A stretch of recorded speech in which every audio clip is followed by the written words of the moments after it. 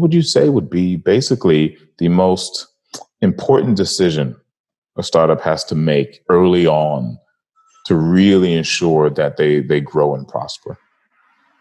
Oh man.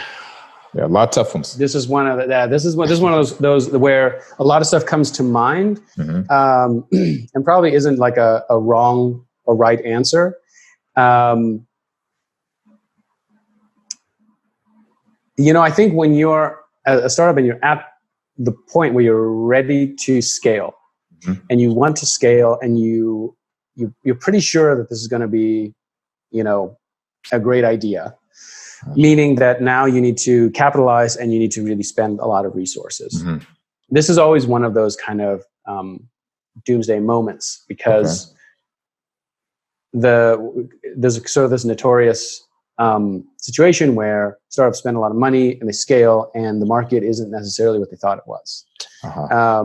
So this I would say this comes to mind very quickly, which is, how do you know for sure that you really have good indicators, that you're really paying attention to good metrics, and you know that the market side of your organization is functioning well. And so you're going to be able to have that demand there when you scale. Gotcha. That's what comes to mind, because you're going to spend a lot of money, and you may spend it in the wrong direction, and then it's very painful, of course, to go back the other way.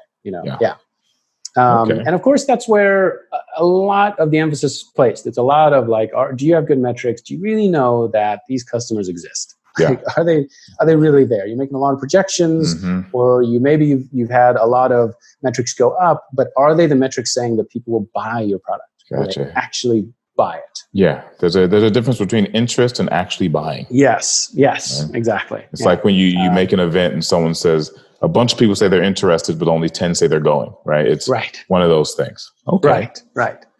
Very, very common. So how do I, and there's always if you're very good at it, you can find those indicators, those clear indicators, which is saying, okay, my customer actually looks like this. This is really it. And then I can start to think about how many are there, where are they, how do I get in contact with them? How do I make sure that they're going to have the opportunity to buy my product? But I think that's a very, very difficult one. Now, that said, I think when it comes time to scale, flexibility becomes a huge issue. Scaling quickly, right? That's why everybody's interested in cloud, is because, it's really, really great for flexibility. It's really expensive, but it is great for if we go from 0 to 100 in just a few seconds. Exactly. Well, you know what? AWS has got my back. Exactly. They're going to be able to handle. And I think that's a key factor. And I think you don't get that flexibility with, when you have an internal team, you got your internal developer team. That's something that can really hit you. That can really slam you. Okay. Now, the key is there are certain startups that are at that point and they're ready to really do that.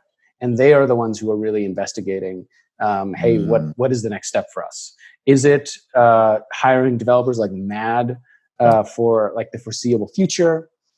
Is it trying to outsource? Is it a combination of the two? Probably a combination of the two. If you already know what you need to build now, and there's this demand on developers, and you're like, okay, well, we can't do that now. Maybe let's let somebody else. Let's bring in another team. Let's outsource that. Develop that part of the product or that product. So that's constantly being a struggle, and that's where I think nearshoring could be part of a solution there. Along with other sets of solutions that you may have as a startup.